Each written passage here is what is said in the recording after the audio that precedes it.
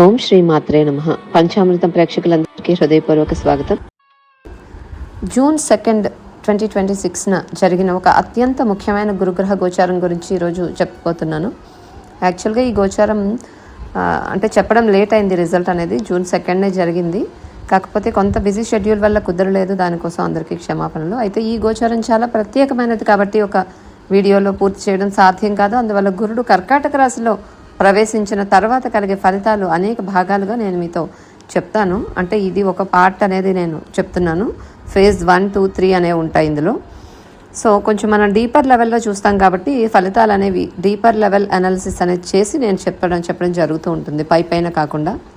So మీకు తెలిసినట్లుగా నేను ఏ గోచారం గురించి మాట్లాడినా సాధారణంగా అందరూ చెప్పే విషయాలకి కొంచెం భిన్నంగా లోతైన విశ్లేషణ అందిస్తుంటాను. ఈసారి కూడా అదేవిధంగా కొన్ని ప్రత్యేక అంశాలు కూడా చర్చించబోతున్నాను. మొదటిగా గురుడు కర్కాటకంలో సంచరిస్తూ పునర్వసు, పుష్యమి, ఆశ్లేష నక్షత్రాలలో ప్రయాణించడం వల్ల కలిగే ప్రభావాలు వివరిస్తాను. అలాగే నవాంశలో స్థాయిలో కూడా ఈ గోచారం ఎలా పనిచేస్తుంది అనేది కూడా నేను చూస్తాను. తర్వాత భాగాల్లో వేద, విపరీత వేద, తారాచక్రం వంటి ముఖ్యమైన గోచార సూత్రాలు కూడా పరిశీలిస్తాను. ఎందుకంటే కేవలం గురుడు ఉచ్చస్థితిలో అంటే ఎగ్జాల్టేషన్లో ఉన్నాడు కాబట్టి అందరికీ అద్భుత ఫలితాలు వచ్చేస్తాయని చెప్పడం పూర్తిగా సత్యం కాదు. ఇతర గ్రహాల స్థితులు కూడా గోచార ఫలితాలు ప్రభావితం చేస్తాయి కాబట్టి సాధారణంగా ఫలితాలు మాత్రమే ఉట్టి ఫలితాలు మాత్రమే తెలుసుకోవాలని అనుకునేవారైతే, అంటే ఈ యొక్క మార్పులు ఇవన్నీ కూడా జాతకరీత్యా వచ్చే పదాలు అర్థం కాని వారు తమ రాశి ఫలితాలు ఒక్కటి చూసుకోండి ఇందులోంచి. కానీ జ్యోతిష్యాన్ని కూడా లోతుగా తెలుసుకోవాలనుకునేవారు ఈ గోచారం వెనుక ఉన్న అసలు తత్వాన్ని కూడా అర్థం చేసుకోవడం చాలా అవసరం. దానికోసమే ఇవన్నీ చెప్తూ ఉన్నాను. ఇప్పుడు గురుడు కర్కాటకంలో ఉండటం అంటే ఏంటో చూద్దాం. గురుడు ప్రతి 12 సంవత్సరాలకు ఒకసారి కర్కాటకంలోకి వస్తున్నారు. కర్కాటక రాశిలో గురుడు ఉచ్చస్థితిని పొందుతూ ఉంటారు. మిథునంలో జ్ఞానం అనేది ప్రశ్నించడం, విశ్లేషించడం, పోల్చడం వంటి మానసిక స్థాయిలో పనిచేస్తే కర్కాటక రాశిలో అదే జ్ఞానం హృదయానికి చేరుతుంది. ఇక్కడ జ్ఞానం అనేది కేవలం సమాచారం మాత్రమే కాదు, అది ఒక మార్గదర్శకత్వంగా మనకి రక్షణగా, సంరక్షణగా మారుతుంది. కర్కాటకం అంటే తల్లిని సూచించే రాశి. పోషణ, భద్రత, కుటుంబం, భావోద్వేగాలు, మాతృత్వం, స్వదేశం, అనుబంధం ఇటువంటి వాటికి ఎక్కువగా ఇది ప్రతీకగా ఉంటూ ఉంటుంది. అందుకే ఈ సమయంలో ఇతరులను బాగా చూసుకునే వాళ్ళు, సేవాభావం కలిగిన వాళ్ళు, కుటుంబ బాధ్యతలు తీసుకునేవారు ప్రత్యేక ఆశీర్వాదాలు పొందుతారు. గురుడు దేవతల గురువు, జీవితంలో సరైన దారిని చూపించే గ్రహం. మనం సందిగ్ధంలో అంటే సమస్యల్లో కానీ ఒక సందిగ్ధంలో ఉన్నప్పుడు ఒక మంచి గురువు, పెద్దవాళ్ళు లేదా మార్గదర్శకులు అవసరమైనట్లుగా జాతకంలో గురుడు కూడా మనకు దిశని చూపిస్తారు. మొదటి గురువు తల్లి, తర్వాత తండ్రి, ఉపాధ్యాయులు, జీవితంలో ఎదురయ్యే మార్గదర్శకులు, వీరందరి ఆశీర్వాదాలు కూడా గురుగ్రహం ద్వారానే సూచించబడతాయి. గురుడు మనకు కేవలం ధనం మాత్రమే ఇవ్వరు. ధర్మం, నైతిక విలువలు, జ్ఞానం, ఆశ, విశ్వాసం, సరైన నిర్ణయ శక్తిని కూడా ఇస్తూ ఉంటారు.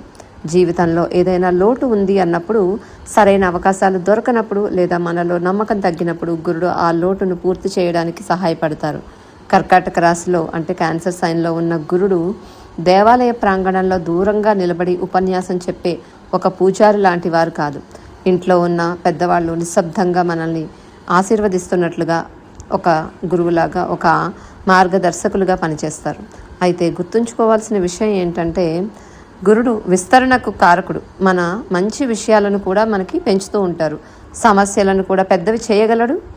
అలాగే పంటలు అంటే పెరగడానికి మనం చూస్తే వర్షం ఎంత అవసరమో కలుపు మొక్కలు పెరగడానికి కూడా అదే వర్షం ఉపయోగపడుతూ ఉంటుంది. అందువల్ల ఈ గోచారం ద్వారా మీ జీవితంలో ఏం పెరుగుతుంది అది మీరు ఇప్పటి వరకు నిర్మించుకున్న పునాదులపై ఆధారపడి ఉంటుంది. ఈ సమయంలో గురువు, మెంటర్స్, పెద్దవాళ్ళు, ఆధ్యాత్మిక మార్గదర్శకుల నుంచి సహాయం లభిస్తూ ఉంటుంది. విదేశీ ప్రయాణాలు, ఉన్నత విద్య, ఆధ్యాత్మిక పురోగతి, కుటుంబ సౌఖ్యం, పిల్లల విషయంలో శుభ ఫలితాలు కనిపిస్తాయి ఓవరాల్గా. ఇప్పుడు నక్షత్రాల వారీగా చూసుకున్నట్లయితే జూన్ 18 వరకు గురుడు పునర్వసు నక్షత్రంలో సంచరిస్తున్నారు.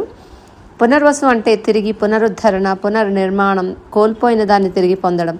జూన్ 18 నుండి ఆగస్టు 19 వరకు కూడా పుష్యమిలో సంచరిస్తారు. పుష్యమి అత్యంత శుభప్రదమైన ఒక పోషణను సూచించేటటువంటి నక్షత్రం. ఈ సమయంలో విద్య, ఆధ్యాత్మికత, కుటుంబ అభివృద్ధి, స్థిరత్వం పెరుగుతాయి.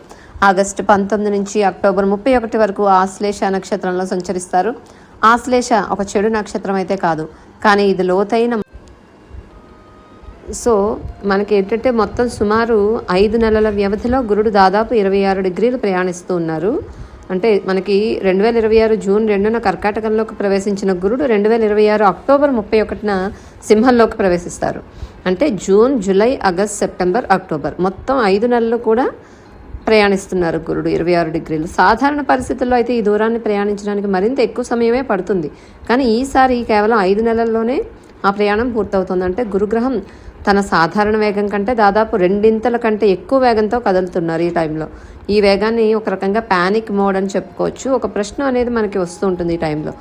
ఉచ్చస్థితిలో గురుడు ఉంటున్నారు కదా, అదే సమయంలో ప్యానిక్ మోడ్లో ఉంటే దాని ఫలితాలు ఎలా ఉంటాయి అనేది ఇది చాలా జాగ్రత్తగా అర్థం చేసుకోవాల్సిన విషయం.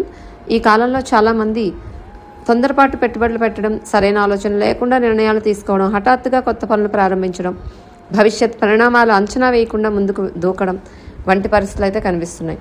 అంటే ఇది మంచి అవకాశాల కాలమే అయినప్పటికీ కూడా అదే సమయంలో ఆత్రుతతో నిర్ణయాలు తీసుకునే ప్రమాదం కూడా ఉంది. అందుకే గురుడు ఉచ్చస్థితిలో ఉన్నారని మాత్రమే చూసి అతిగా ఉత్సాహపడకూడదు. ఈ గోచారంలో అత్యంత ముఖ్యమైన విషయం ఏంటంటే 2027 ఏప్రిల్ 13న గురుడు తిరిగి డైరెక్ట్ మోషన్లోకి వచ్చిన తర్వాతే పరిస్థితులు క్రమంగా స్థిరపడతాయి. అంతవరకు ఈ గోచారం మనకు అనేక పాఠాలు కూడా నేర్పించే అవకాశం ఉంది. అందువల్ల గురుడు ఎగ్జాల్టేషన్లో అంటే ఉచ్చస్థితిలో ఉన్నారు కాబట్టి అన్నీ అద్భుతంగా అయిపోతాయని అని కాకుండా ఉచ్చస్థితిలో ఉన్న గురువు వేగవంతమైన ఆత్రతతో కూడిన పరిస్థితులను కూడా సృష్టిస్తారు అనే విషయం కూడా గుర్తుంచుకోండి. ఓకే, అందుకే ఈ కాలంలో అనవసరమైన తొందరపాటు నిర్ణయాలకైతే దూరంగా ఉండండి. ఇప్పుడు గురుగ్రహం తర్వాత ప్రయాణాన్ని పరిశీలిద్దాం. 2026 అక్టోబర్ 31 వరకు గురుడు కర్కాటకంలో ఉండి తర్వాత సింహంలోకి వస్తున్నారు. ఆ తర్వాత సింహంలో మనకి ముందుకు సాగుతూ వెనుకకు సంచరిస్తున్న కేతువు దగ్గర అవుతూ ఉంటారు. అంటే ఇక్కడ ఏంటి, 2026 నవంబర్ 12వ తేదీన సింహంలో 1 డిగ్రీ చేంజ్ ఉన్న ప్రాంతంలో గురుడు మరియు కేతువు ఈ 2 గ్రహాలు కూడా కలుస్తాయి. అంటే సంయోగం ఏర్పడుతుంది 2026 నవంబర్ 12న. అంటే 2026 అక్టోబర్ 31 సింహ ప్రవేశం, నవంబర్ 12 గురుకేతు సంయోగం ఉంది మనకి. సో ఈ 2 తేదీల మధ్యలో కేవలం 12-13 రోజులు ఉంటాయి. ఇది అత్యంత ముఖ్యమైన యోగం ఈ టైంలో. అంతేకాకుండా ఆ సమయంలో తులారాశిలో బుధుడు వక్రంలో ఉన్నారు, కన్యలో శుక్రుడు వక్రంలో ఉన్నారు. ఆకాశంలో ఒక విశేషమైన గ్రహస్థితి కూడా ఏర్పడుతుంది. ఈ అరుదైన గ్రహ సంయోగాల ప్రభావం వల్ల అంటే ఇది ఇంకా కొంచెం డీపర్ లెవెల్లోనే చెప్పాల్సి ఉంటుంది.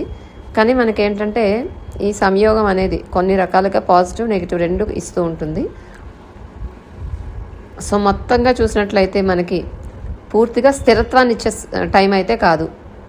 రాహుకేతు అక్షం గురుగ్రహాన్ని ప్రభావితం చేస్తుంది. అందువల్ల నిర్ణయాలు, ఆలోచనలు, ప్రణాళికలు చాలా వేగంగా జరుగుతాయి. ఓవరాల్గా ముఖ్యంగా వ్యాపారంలో ఉన్నవాళ్ళు, దిగుమతి ఎగుమతి వ్యాపారాలు చేసేవాళ్ళు, విదేశీ సంబంధం ఒప్పందాలు చేసుకునే వాళ్ళు కూడా చాలా జాగ్రత్తగా ఉండాలి. ఏదైనా కొత్తగా వ్యాపారాల్లోకి వెళ్లే ముందు డాక్యుమెంటేషన్ పూర్తిగా చూసుకోండి, ఒప్పందాలు జాగ్రత్తగా చదవండి, లీగల్ పేపర్ వర్క్ చూసుకోండి, తొందరపడి సంతకాలు చేయకండి. ఈ టైంలో అందరికీ ఒక ముఖ్యమైన సూచన ఏంటంటే వాదనలు, అనవసరమైన వివాదాలకు దూరంగా ఉండాలి. గురుడు అత్యంత వేగంగా సంచరిస్తున్నారు కాబట్టి ప్రజల్లో ఒక రకమైన ఆత్రతే ఉంటుంది. సో ప్రతి ఒక్కరు జీవితంలో ఏదో ఒక లక్ష్యాన్ని చేరుకోవాలని కోరుకుంటారు. కానీ ఆ లక్ష్యాన్ని చేరుకునే క్రమంలో అతిగా తొందరపడితే ఫలితాలు రావు, మీకు ఇంకా నెగిటివ్ వచ్చే అవకాశం ఉంటుంది. దురదృష్టవశాత్తు చాలామంది అసహనాన్ని తమకు అత్యంత దగ్గరగా ఉన్న వారిపైన చూపిస్తూ ఉంటారు. అది లేకుండా చూసుకోండి. సో మీ శక్తిని పని మీద, కెరీర్ మీద, అభివృద్ధి మీద, భవిష్యత్ ప్రణాళికల మీద చూపించడం మంచిది. సో ఈ కుంభరాశి వాళ్ళకి చూసినట్లయితే కనుక గురువు యొక్క గోచారం ఏ విధంగా ఉంటుంది, కుంభరాశి వాళ్ళకి ఎటువంటి ఫలితాలు ఇస్తోంది అనేది చూస్తే కనుక వీళ్ళకి 6వ ఇంట్లో జరుగుతోంది. ఇక్కడ నుంచి గురుడు 10వ, 12వ మరియు 2వ ఇళ్లను చూస్తున్నారు. అలాగే గురుడు 2వ మరియు 11వ ఇళ్ల అధిపతిగా కూడా ఉన్నారు వీళ్ళకి. సో దీనివల్ల 6వ ఇంట్లో గురు గోచారం సాధారణంగా తటస్థం అంటే న్యూట్రల్ ఫలితాలు ఇస్తూ ఉంటుంది. ఇక్కడ వేద లేదా విపరీత వేద ప్రభావాలు పెద్దగా లేవు. అందువల్ల ఇది చాలా స్పష్టమైన గోచారం. ఈ సమయంలో మీరు క్రమశిక్షణ, బాధ్యత మరియు స్వీయ అంటే సొంత మెరుగుదల మీద దృష్టి పెట్టుకోవాలి. గురుడు 6వ ఇంట్లో ఉన్నప్పుడు మొదట సమస్యని చూపిస్తాడు, తర్వాత దానికి పరిష్కారం కూడా ఇస్తూ ఉంటారు. మొదట శత్రువులను చూపిస్తారు, తర్వాత వారిని జయించే శక్తిని ఇస్తారు. మొదట ఆరోగ్య సమస్యలు తెలియజేస్తారు, తర్వాత ఆరోగ్యాన్ని మెరుగుపరుచుకునే అవకాశం ఇస్తారు. మొదట రుణం లేదా లీగల్ ఇష్యూస్ చూపిస్తారు, తర్వాత దాని నుంచి బయటపడే మార్గాన్ని ఇస్తారు. అంటే ఆశీర్వాదం వస్తుంది కానీ రిపేర్ రూపంలో వస్తుంది. ఈ సమయంలో ఆరోగ్యంపై శ్రద్ధ పెట్టండి, అప్పులు తగ్గించే ప్రయత్నం చేసుకోండి, పనిలో క్రమశిక్షణ పాటించండి. మీ స్నేహవర్గాన్ని కూడా ఒకసారి పరిశీలించుకోండి. నిజంగా మీ అభివృద్ధిని కోరుకునే వారెవరో గుర్తించండి. చిన్న ఆరోగ్య లక్షణాలను కూడా నిర్లక్ష్యం చేయకండి. జీర్ణక్రియ, ఛాతీ సంబంధ సమస్యలు, బరువు, నిద్రలేమి, భావోద్వేగ ఆహారం తీసుకోవడం వంటి విషయాల్లో మీరు చాలా జాగ్రత్తగా ఉండాలి. ఈ టైంలో వర్క్ టైం అంటే వర్క్ ప్లేస్లో పాజిటివ్ అంటే మీరు కొంచెం ఎక్కువగా అగ్రెసివ్గా ఉండే వాతావరణం అయితే కనిపిస్తోంది. దానికైతే దూరంగా ఉండండి. అయితే ఒక మంచి విషయం ఏంటంటే మీరు క్రమశిక్షణతో ఉంటే ఉద్యోగం, కెరీర్, ఆర్థిక పరిస్థితి క్రమంగా మెరుగుపడుతూ ఉంటుంది.